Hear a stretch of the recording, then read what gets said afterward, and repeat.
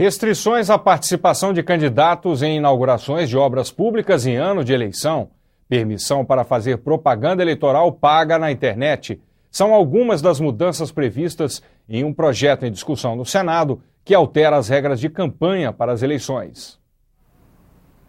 Em ano de eleição, as ruas ficam tomadas pela propaganda dos candidatos. Televisão e rádio também são obrigados a transmitir o horário eleitoral. Mas as regras para a campanha em busca do voto do eleitor podem mudar. O Senado analisa uma proposta que altera vários pontos da legislação eleitoral. São temas já aprovados pelos senadores em 2009, mas que ficaram de fora da chamada mini-reforma eleitoral, aprovada pelos deputados. A Câmara tinha aprovado um projeto, veio para o Senado. No Senado nós reunimos, o senador Marco Maciel e eu fomos relatores. Nós aprovamos aqui cerca de 60 modificações e, como o prazo estava muito corrido, a Câmara só aceitou 4 mudanças. Os outros pontos todos ficaram abandonados. Então eu condensei realmente esses outros pontos que já foram discutidos, já foram aprovados pelo Senado, mas que foram arquivados, e reapresentei o projeto. Pela proposta, será permitido fazer propaganda paga na internet. Hoje, isso só pode ser feito em jornais e revistas.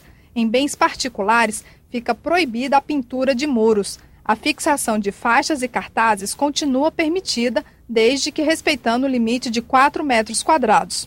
Os candidatos ficam proibidos de comparecer nos 4 meses antes da eleição a inaugurações de obras públicas, lançamento de pedra fundamental ou ato de assinatura de ordem de serviço para a realização de obra pública.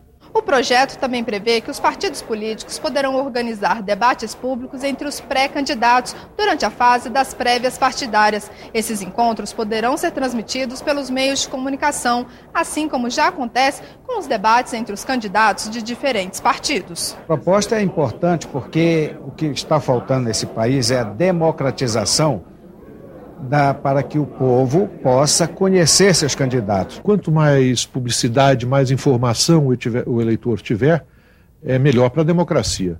Todo debate político sério, nós temos que aí diferenciar o que é debate político sério e o que é uma mera propaganda eleitoral antecipada. Mas o debate político sério é natural das instituições e deve ser divulgado, deve ser incentivado, deve ser realizado com toda a transparência e tranquilidade.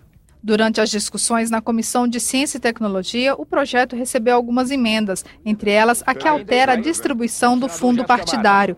10% dos recursos iriam apenas para os partidos que elegeram mulheres para a Câmara dos Deputados. É fundamental que os partidos políticos tenham a obrigação de apoiar o trabalho e a formação de mulheres na política, porque senão nós não vamos crescer no partido político. Uma outra mudança é considerada polêmica. Pelo projeto, as pesquisas de opinião realizadas 30 dias antes da eleição terão que ouvir pelo menos 1/100º do eleitorado, o que equivale a cerca de 13 mil eleitores. A maioria das pesquisas ouve, em média, 4 mil brasileiros.